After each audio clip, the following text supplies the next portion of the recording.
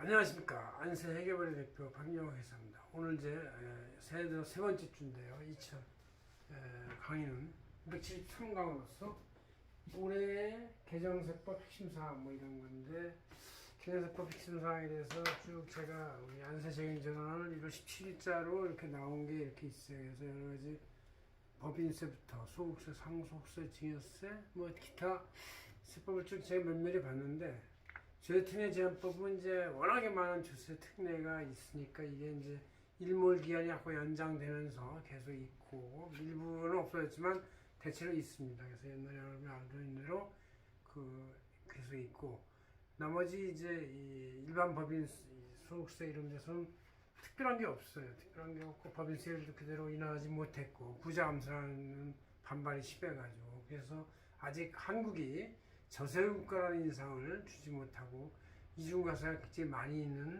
나라라는 걸로 아직 인식이 많이 박혀 있습니다.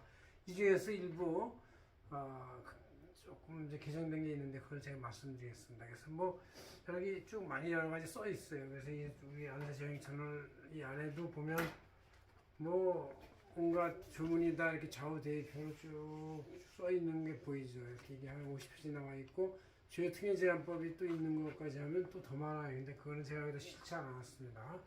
자, 이 중에서 중요한 거 몇 가지만 보면, 첫째, 일반 대중이 다 받는 급여 차원에서 급여에 대한 여러 가지 납세 지원이나 뭐 저소득 근로자에 대한 지원을 하기 위해서 매월 간이직 명세서를 내도록 했는데, 그거를 매월 제출하는 것을 올해부터 2023부터 이원할 거를 하지 않고 2년 연기했다. 이게 사실은 급여에 대해서 그 웬만한 대부분의 우리나라 사람들이 받는 급여에 그 표준 금액이 딱 돼 있고 작년 금액이 있기 때문에 뭐 갑자기 급여가 폭등하는 사람 별로 없습니다. 그래서 이게 이렇게 매월 제출 안 해도 1년 단위, 6개월 단위로 내만 제출해도 충분히 알 수가 있어요. 이거를 12달로 나누면 되는 거니까. 그래서 이거를 매일 할 필요가 없는데 내라고 그래가지고 우리 이제 세무 대리인들, 우리 직원들이 아주 고통스럽게 생각하는 쟁점 중에 하나가 이건데, 이게 2년 연기됐다는 게 좀 다행이고, 어떻게 될지 모르겠습니다.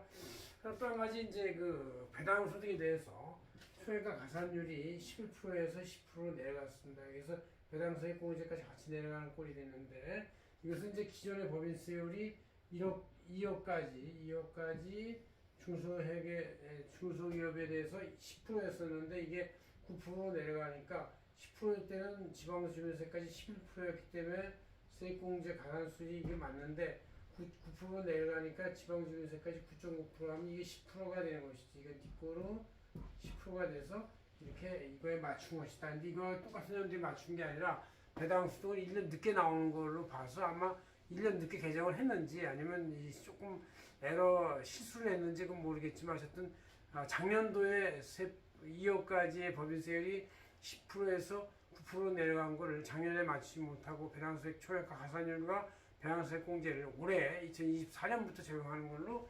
개정했죠.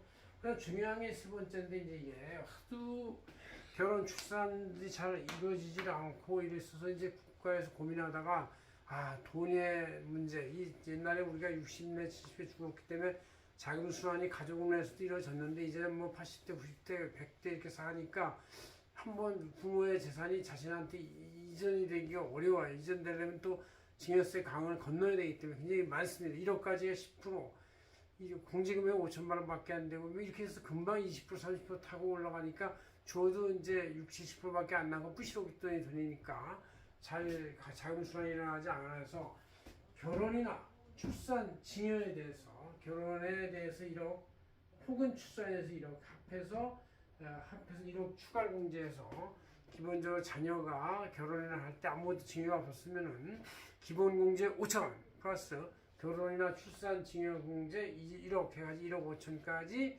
재산 형성할 수 있게 도움이 주는데, 이 재산 형성이 되지도 않아요. 애 하나 낳아서 키우려면 돈이 꽤 들기 때문에 이런 돈들을 정부가 어느 정도 지원한다 하더라도 각 개인이 부담해야 돈이 꽤 냈기 때문에 이거를 이제야마 깨닫고 하는데, 이거보다 좀 더 늘리면 부자 감세라는 걸 욕먹기 때문에 그런지 모르지만, 그래도 이 현재 부동산 시세 이런 거, 부동산 값에 온갖 이중과세가 다 붙어 있어요. 그래가지고 부동산 값이 내려가지 않는 건데, 정부나 지방자치단체에서도 부동산 세금 때문에 많은 재원을 확보할 그런 즐거움을 버리시고 이제 경제 활동에 따른 자연스러운 그 세금을 받아야지 부동산에 대해서 너무 많이 붙으니까 부동산 값이 세게 돼 있고 이 센 것이 젊은 층한테 그대로 전가가 돼가지고 이것이 인생을 이생망 이번 생은 망했다는 말이 나올 정도로 집을 살 수가 없는 시대. 저희들이 20대 때는 5년치 연봉을 모아서 웬만한 조그만 집을 살 수가 있었는데 지금은 20년치도 넘어도 잘 집을 못 살 정도로 이렇게 어려워진 시대였다니까 이걸 없애려면 부동산 값이 훨씬 더 낮아져야 되고 부동산에 붙는 세금들을 훨씬 낮춰야 한다 이렇게 제 주장을 하고 있습니다. 고맙습니다. 안세겸 대표 판정하겠습니다.